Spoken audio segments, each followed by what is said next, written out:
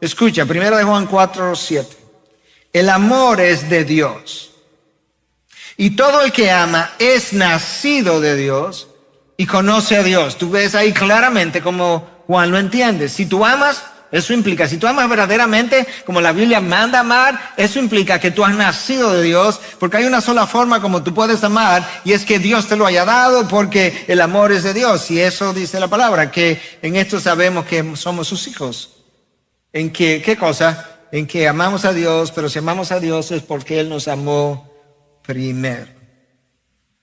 Lamentablemente estamos tan acostumbrados a pensar en el amor en términos de un sentimiento, porque nosotros definimos el amor en términos de lo que yo soy, de lo que yo siento, de cómo tú me haces sentir. Pero cuando Dios define el amor, Él define el amor conforme a su carácter, a lo que Él es. Esta es la razón por la que cuando alguien está tratando de ayudarme a crecer en la dirección de la imagen de Cristo, yo muchas veces no interpreto eso como amor. Interpreto eso más como quizás algún tipo de disciplina o quizás como alguna forma que ese otro tiene, no muy bondadosa, no muy amorosa, de empujarme en una dirección, y veo al otro que sí está tratando de hacerme sentir bien como alguien que sí me ama. Esa es como la introducción a lo que Pedro tiene que decirnos hoy. Quería mencionar eso porque yo creo que nos va a permitir entender mejor a lo que Pedro se estaba refiriendo y luego entender mejor a lo que la palabra define como amor. Escucha ahora en el texto de hoy, primera carta de Pedro, capítulo 1, el texto va del versículo 22 al 25, pero yo voy a leer 2 versículos primeramente, solamente, 22 y 23. Puesto que en obediencia a la verdad ustedes han purificado sus almas para un amor sincero de hermanos, ámense unos a otros entrañablemente de corazón puro.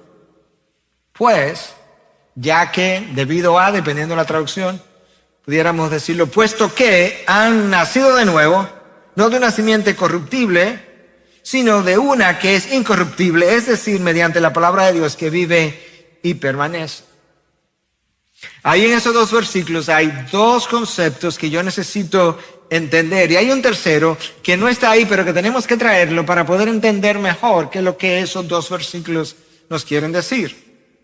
Esos 2 conceptos que están en esos 2 versículos son los siguientes. Número 1, la necesidad de amar. ¿Por qué? Número 2, ¿qué es lo que me capacita para amar al otro? Y el tercer concepto que yo necesito entender y donde vamos a emplear un buen tiempo es qué es el amor, porque si yo no entiendo lo que es el amor, y obviamente vamos a tener que ir a otro pasaje para verlo, pero si yo no entiendo lo que es el amor, yo no sé qué es lo que Pedro me está diciendo cuando me dice, cuando me expresa, cuando escribe que ame profundamente, entrañablemente, de forma genuina. Yo no entiendo eso, no sé exactamente lo que quiere decir. Cada uno de nosotros pudiera estar pensando en conceptos o ideas distintas. Recordemos que esta carta fue dirigida a hermanos que estaban bajo persecución, en tribulación. De alguna forma, Pedro entendió que hermanos en esa condición necesitaban de algunas cosas, y esta es una de ellas, necesitaban de algunas cosas para poder permanecer fieles en la carrera hasta el final.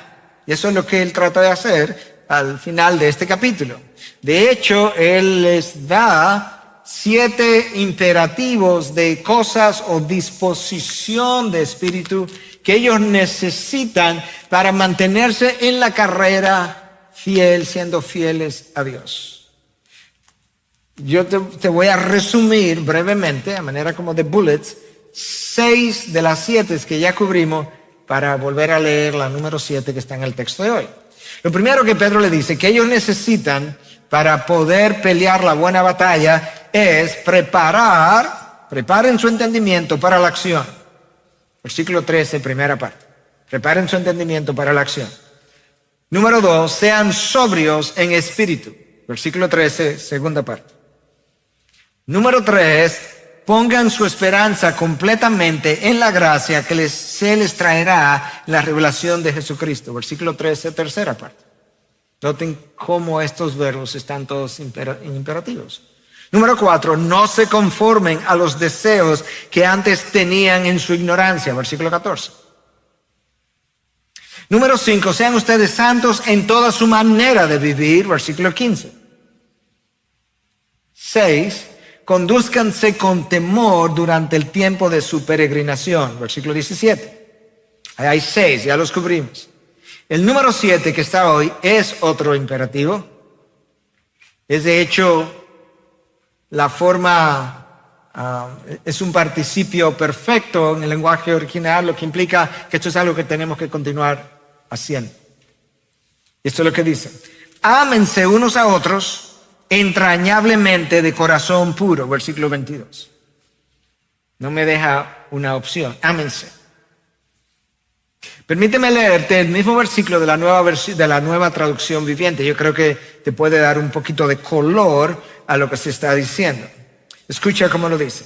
Al obedecer la verdad, ustedes quedaron limpios de sus pecados. Al obedecer la verdad, quedaron limpios de sus pecados.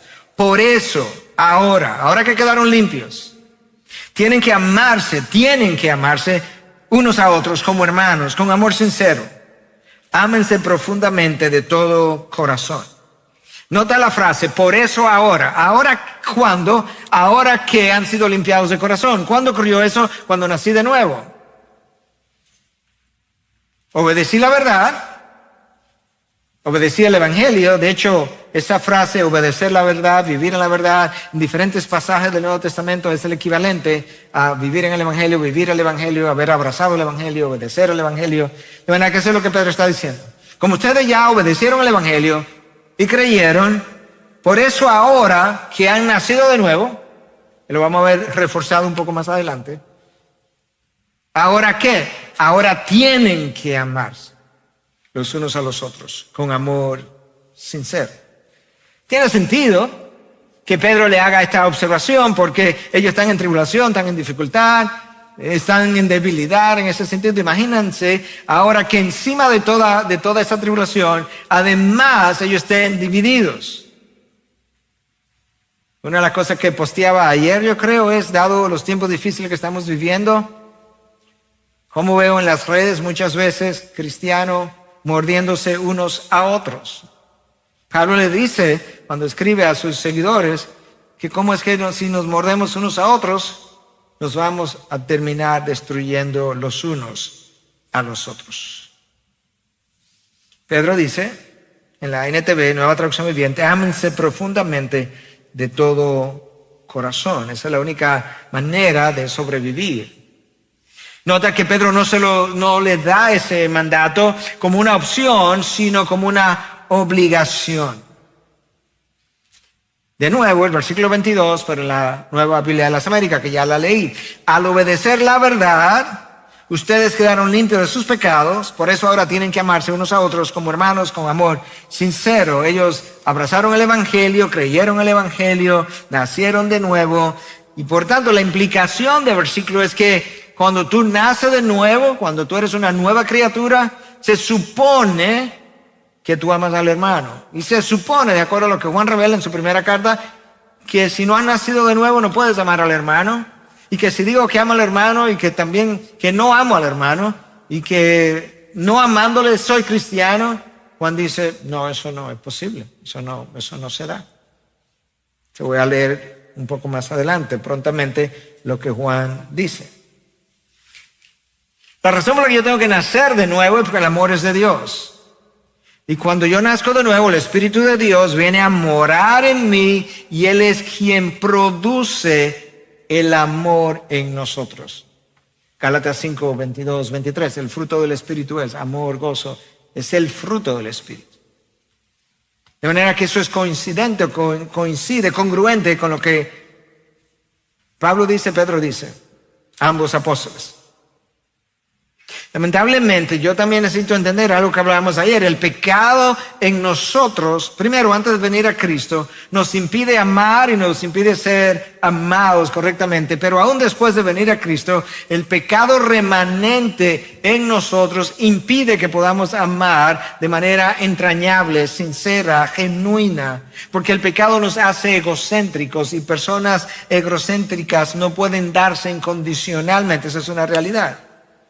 Y de la misma forma también el egocentrismo nuestro no nos permite ser amados por otros en retorno, porque muchas veces la manera como mi esposa me ama en retorno o no es apreciada por mí, o no la veo, o no creo que es suficiente, o la malinterpreté y pensé que había hecho una acción simplemente porque yo he hecho una previa. Y tú puedes ver entonces que todas estas formas pecaminosas de pensar, de actuar, de reaccionar, no solamente que no me permiten amar al otro incondicionalmente, no me permiten ser amado de regreso. Pero la palabra me dice que el comienzo de eso es un nuevo nacimiento, y por eso le decíamos al grupo de parejas ayer que yo iba a decir algo de manera sobria, pero podría sonar jocoso o contradictorio, pero no lo es. Y es que en cuanto al amor se refiere, tú y yo necesitamos nacer de nuevo, de nuevo. Tú necesitas nacer de nuevo, de nuevo. En otras palabras, yo necesito, aún después de haber nacido de nuevo, adquirir un nuevo conocimiento, una nueva dimensión de las verdades relacionadas al amor de Dios por mí, a mi amor por Dios y a mi amor por el otro. Entonces déjame leerte un par de versículos de la primera carta del apóstol Juan que nos complementa, nos trae luz sobre el pasaje de hoy. Primera de Juan 3, versículos 10 y 11. En esto se reconocen los hijos de Dios y los hijos del diablo. 2 puntos. Wow. Es como que, espérate, vamos a pararnos ahí. O sea, Juan me va a decir algo después de esos 2 puntos que establece la diferencia entre los hijos de Dios y los hijos del diablo. O sea que cuando tú estés leyendo eso, si lo vas a leer otra vez, como que eso merecía una pausa y decir, espérate, esto que viene es importante. Entonces aquí está la diferencia. Todo aquel que no practica la justicia no es de Dios. Eso es entendible. Punto y coma. Tampoco aquel que no ama a su hermano. Uy. Para Juan, si tú no amas a tu hermano, no eres hijos de Dios. Versículo 11. Porque este es el mensaje, el porque establece la razón por la que él está diciendo lo que está diciendo. Porque este es el mensaje que habéis oído desde el principio, que nos amemos unos a otros. ¿De cuál principio? Del principio de la Biblia. En el Pentateuco, en el libro de Levítico, está el mensaje de amarnos unos a otros. Y en la carta de Juan, una carta corta, 5 capítulos, aparece varias veces, no solamente la necesidad de amarnos, sino la idea de que si amo, he nacido de nuevo, si no he nacido de nuevo, no amo, no puedo decir que he nacido de nuevo y no amar al mismo tiempo. Mira cómo Juan, otra vez, todavía en el capítulo 3, pero 2 versículos más abajo,